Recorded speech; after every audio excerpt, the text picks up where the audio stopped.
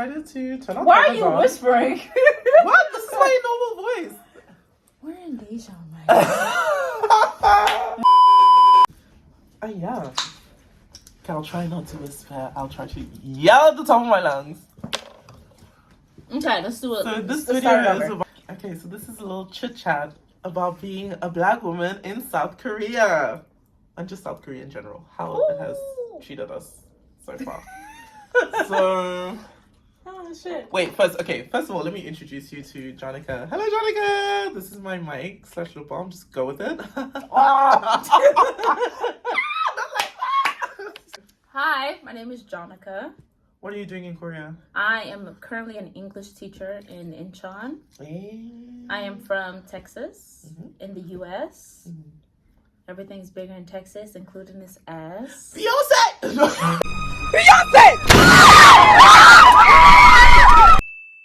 How has your experience been thus far, living in Incheon? Overall, I think it's been pretty good. The people have been really nice. They don't got no niggas out there, but that's okay. The people in general are nice. The weather is okay. I haven't had like really any negative experiences with like Koreans. The negative experiences that I have been strictly with like other foreigners. And what is the issue, guys? It's just really, it's really wild. Like how that happens. It's really messed up. We're all on the same boat, babes. Yeah. What are you doing? I'm just like, the biggest problem that I have had has been with this woman who has been like who is from Canada. All right. And like she has been terrorizing the hell out of me since she got here. So it's kind of like I was prepared to experience like things like negative things like from Koreans, just strictly based off of the fact that they probably never even seen like a black person in real life. So it's like they have like, I'm giving you like that leeway. But this girl's from Canada, which is the, you know, America's next door neighbor. Like, knock, knock, knock, can I get some sugar? That shit, right? But like, she has been terrorizing the fuck out of me, and she just accused me of bullying. Like, I didn't even tell you about, oh my God, I didn't even tell you about that. So she accused me of bullying. So she said that one day when we were walking home from work, that I was mooing at her like a fucking cow. What? Moo. I didn't even... I didn't want to tell... Why am I holding this like it's an actual... No. I didn't want to tell you that because it was just so asinine and so absurd. I actually kind of forgot about it, but like now that I'm like thinking about like what's happening, that was actually very crazy. Very crazy. Yeah, that's a thing here. A lot of the foreigners will side eye. I don't know what it is. The foreigners have some sort of silent beef with each other. It's weird. Like, what do you think the cause is? Like, what? I don't know. You know what I think the cause is. What? They just be looking at us and be like, "Oh, you're not supposed to be here." Well, newsflash, you're not supposed to be here either. Nobody is where they're supposed to be. Right. Get over it. Yeah. Get over it. And then I also think that when you come from the West, they have their own beauty standards. Right. And they, you know, they do their research and they watch their videos and stuff about Korean culture and how they perceive beauty and stuff like that. And, you know, Koreans, they definitely do like, you know, like the pale skin and stuff like that. If that's what you like, that's what you like. Weird. I don't have a problem with that. Like, I like, you know, niggas. So I'm never tripping on somebody like preferring their own ethnicity or their own race. Like, I don't care about that.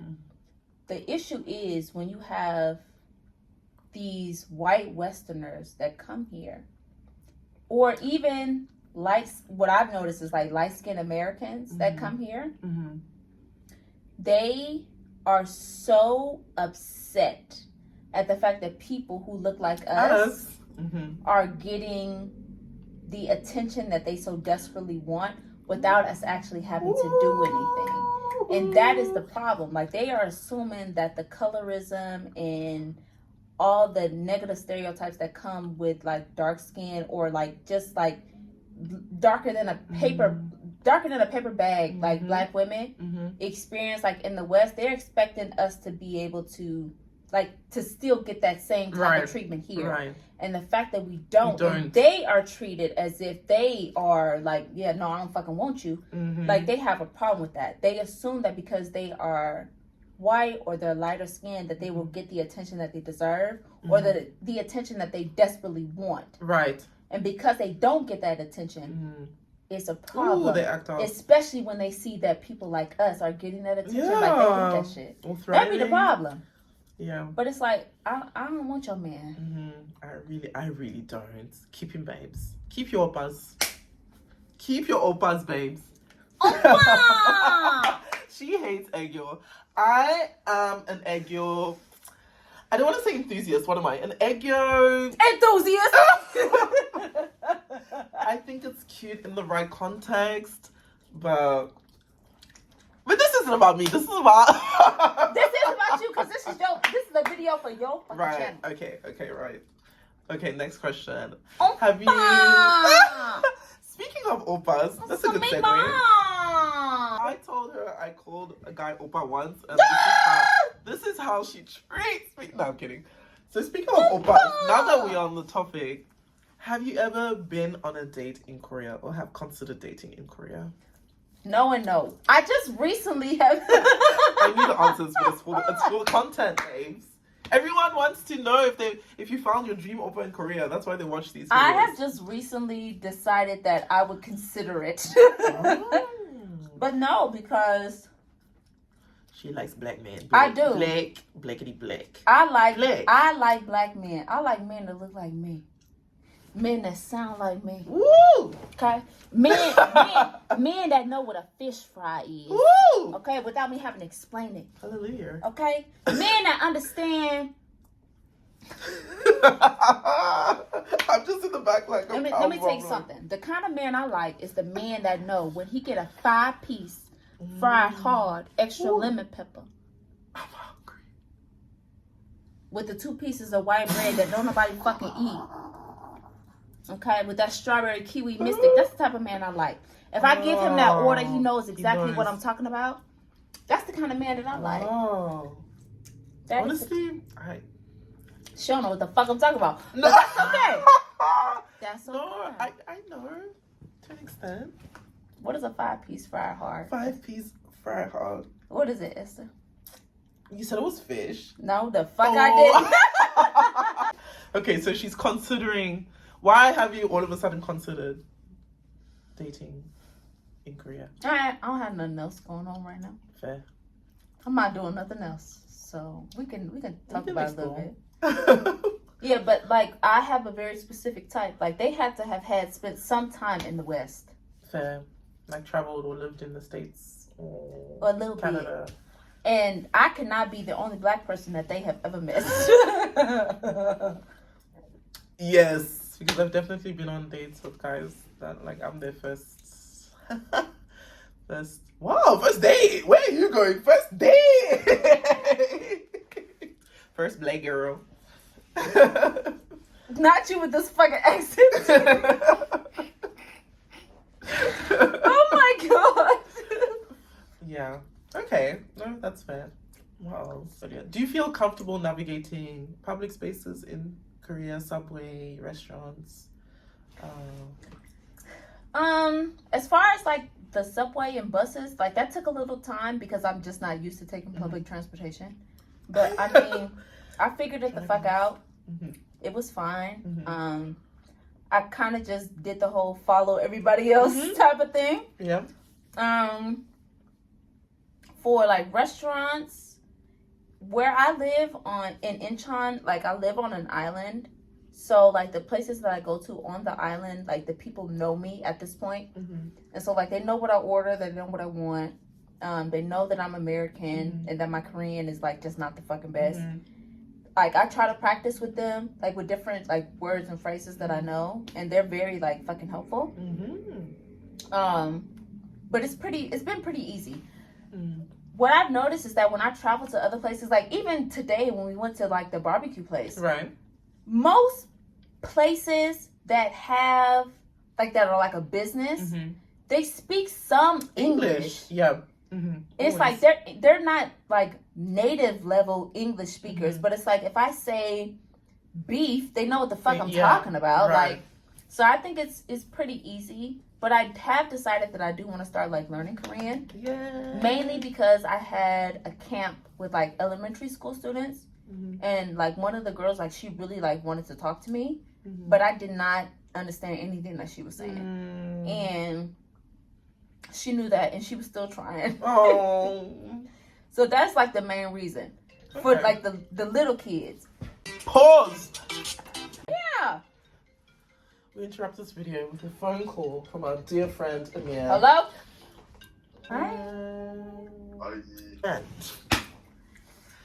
And we're back on BBC News. What is that? Live with Jonica, who currently lives in Incheon, South Korea. And yours truly lives in Seoul, South Korea. You know what? You're really sitting like a newscaster, and I'm just sitting over here like... Be comfortable. I am comfy.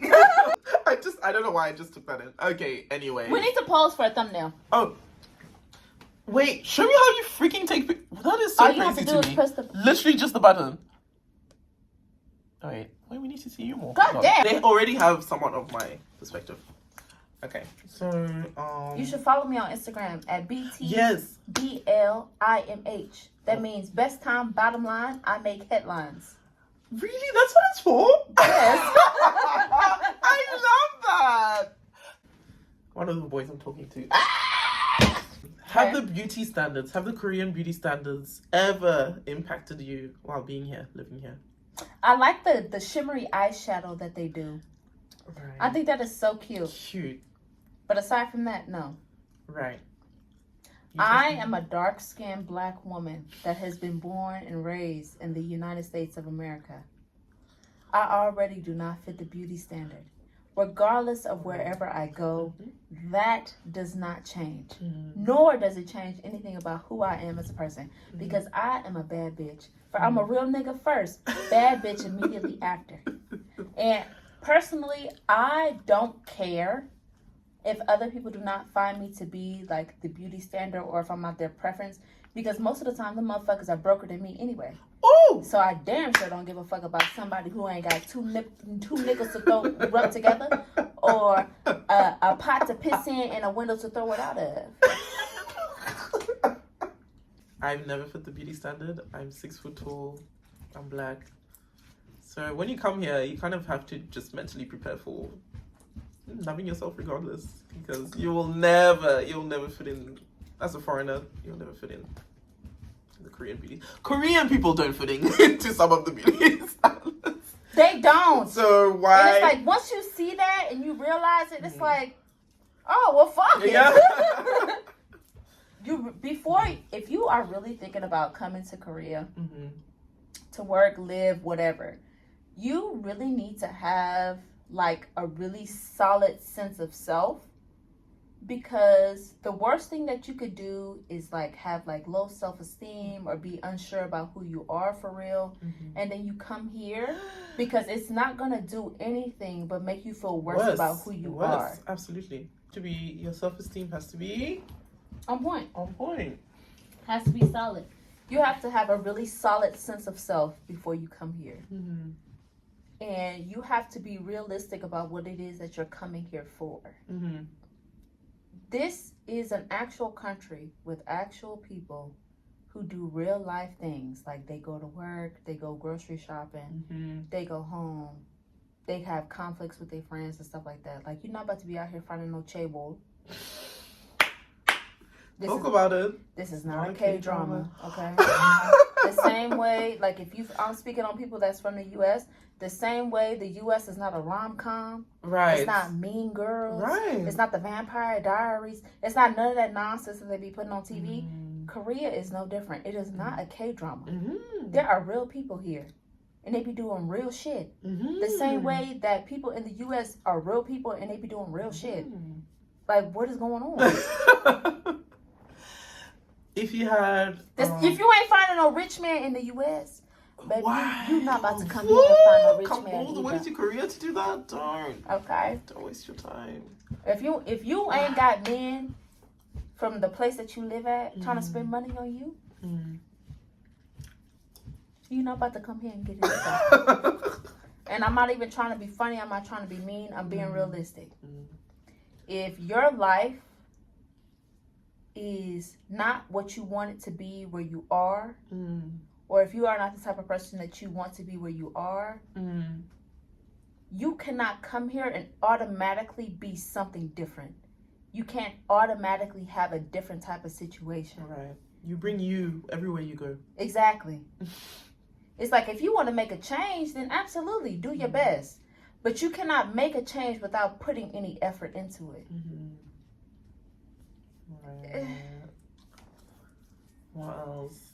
But don't listen to me. What do I know? No, she's right about everything, low-key. What do I know? I don't know nothing. I just be here, man. And I barely be doing that. Where do you think, I know you don't like K-dramas. Not don't like, but you don't watch K-dramas frequently, listen to K-pop, any of that stuff. Have you heard of the term Korea-boo before? Yes! I know I'm gonna I know I'm gonna zoom into that. Okay, so you've heard of the term. What does Korea-boo mean to you? So the Korea-boo, to me, is the same thing as like a weeaboo, which is basically like somebody who is so obsessed with like another culture that they don't realize that there are actual real people a part of that culture, and it's not like some type of fantasy. So basically a weeaboo is like a person who is obsessed with Japanese culture, specifically like anime or manga, and they treat the entire culture as if it is a 100% representation of like the anime or the manga, without taking into like context like the culture or like people actually being alive and shit like that. And it's like this ultra fantasization of the culture. Okay. And they are specifically obsessed with people only because they are from like that Japanese culture. So I think that that's what a Korea-boo is. It's somebody who is so obsessed with Korean culture, they don't think about like the entire culture as like a real living thing. And they're like obsessed with like Korean men or Korean women just because they are Korean. It doesn't matter if they're a good person, if they have any type of morals, any values, anything like that. Like they're completely and 100% into them just because they are Korean. Like that's the fucking only requirement is that they be Korean. And like there is no fault in anything that has ever happened in like Korean culture or anything Korean history at all. Like it's just like this utopia and everything is perfect and everything is great and there are no problems. There are no problems. Everything is fantastic just because it's Korea. Dang. So that's what I think it is, but I'm not a dictionary, so I could be wrong. I mean, I think you're right. I think you hit it pretty spot on. Where do you think the line is drawn? Because like, for example, me, I love K-dramas. I love me some K-pop. Where's the line between liking and appreciating media or the culture and then tipping on Korea-boo? Where do you think is the line? I think the line comes when you stop understanding that the things that you are consuming, they are strictly for entertainment purposes only. I kind of like think of it as the same as like people who consume like black media, right? Where it's like hip hop, R&B, rap, and things like that. Like there's a difference between like appreciating and appropriating. It's like you can really love like rap music, R&B music, hip hop music, and stuff like that. That's one thing. When you start like trying to talk in like AAVE, or you start being like, well, you know, like my spirit animal is Tupac, and you know, shit like that. I think that that's the difference. Like when you are consuming something from a culture and you are appreciating it, it's one thing. But when you take things from this media or this entertainment outlet and you start trying to place it into real life situations and act like this is how real people live, I think that that is where like the line is like completely blurred, and like you've crossed over from appreciating into being like, yeah, no, like you're doing entirely too much. Okay, you're doing too much. Yeah, I agree. But I mean, I don't. That's just. She's like, what do I know? But what the fuck? What do I know? Would you What? Would you recommend South Korea as a place to visit for young, impressionable Black girls who are, graduating high school or college and, they want to experience Korea? Would you recommend it as a vacation, as a just an experience? What would you say? What advice would you give? Only for a certain type of Black girl. Okay. A certain type. Mm-hmm. So if I'm an American, so I speak in terms of like American culture specifically. I don't speak on South Africans. I don't speak on Canadians. I don't speak on like European Blacks or anything like that. Strictly from a Black American's perspective, if you are the type of Black girl, young Black girl, who does not have a solid grasp on their own Blackness, what Black culture is, Black history in regards of like America and the world, how Black people are viewed, how they're treated, I do not think that coming to South Korea at like 18, 19, 20 will benefit you in the long run. Mm-hmm. I think that there is definitely a lot of things that you need to learn about yourself as a Black woman and your own culture and your own history in the world before you decide that you want to go somewhere else. And the reason I say that is because there are a lot of places in the world that still view Black people and Black women as inferior and less than. Right. And if you are not aware of that, you can put yourself in a very dangerous position. And that's not me just speaking on South Korea, but that's like in general, like just going anywhere in the world. But as far as South Korea is concerned, because you will most likely not fit the beauty standard, you need to have that understanding of history to be able to be okay with that, to have your own self-confidence, to be able to go to a place and not feel as though you are less than just because somebody isn't trying to talk to you, or because people are staring at you, or because people will stare, or anything like that. And it's like, for me, I don't care if people stare at me because I don't pay attention to that anyway. That is something that is a skill. Being able to ignore people staring at you is a skill. And if you know that you are the type of person to be upset by people looking at you, you need to take some time before you decide that you want to travel to South Korea specifically, because people will stare at you. For me, I don't care because I am a bad bitch. So it's hard being a devastatingly beautiful woman. But for me, that's okay. So if people stare at me, I'm thinking like, okay, they're staring at me because I'm beautiful. I don't think, oh, they're staring at me because I'm Black. If your first thought is, oh, these people are staring at me because I'm Black, no, you need to take some time before you come over here, because it won't do anything but damage you. Take some time. It's not going nowhere. It's going to be here. It's fine. Self-development is the best development. Amen. Listen to your older sisters. Listen to your nuna, okay? Your auntie. Your auntie. Listen to your auntie. Listen to your auntie. No, for real. Wait, who's the auntie out of us? Me.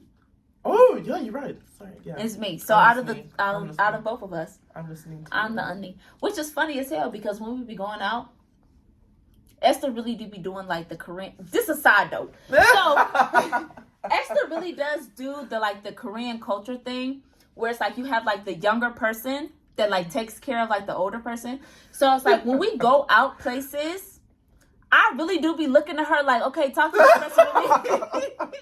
Like, what is the word that I need to use? Like, when we went to the restaurant, like, she was ordering for me, and I'm like, part of me was like, why the fuck is she ordering for me? But the other part of me is like, thank God she's ordering for me. I felt both at the same time. I felt both at the same fucking time. If she had got my order right, I would have been like, oh, yeah. Yeah. I got it ordered wrong. But it's okay. I ain't tripping on that. So, like, even still, I'm just like, okay, well, how do I say this? I need you to say this to this person.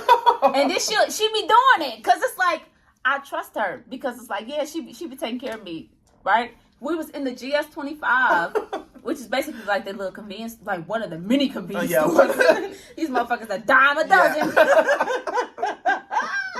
That's an idiom for y'all to use. If you're going to be coming here, use that idiom. Yeah. With the example of convenience stores or cafes. Yes. Woo. Dime a dozen. Mm-hmm. So look, we was in there and I'm just like, how do I say this? I need you to say this to this. Ask her this. It was this and these. And she be doing it. She be just carrying on the whole conversation. I just be looking like. Try my best, you know. But it works, man. It works. Because they do that. In Korean culture, they definitely do that. It's like the older person really do be relying on like the older person, like the younger person to do shit. It's like, even if the younger person is only like a week younger, I'm older than you. Do what I say. Do what I say. Help me. Help me. But yeah, man, that shit was great. I think we should end it. This is so long. With that, thank you so much for coming onto my channel with your wisdom and your jokes and your lovely personality and your devastating beauty. Thank you so much, Jonica, honestly. You're welcome. I'll see you in the next video, I guess. But yeah, I hope you enjoyed it. And yeah, see you in the next video. Bye.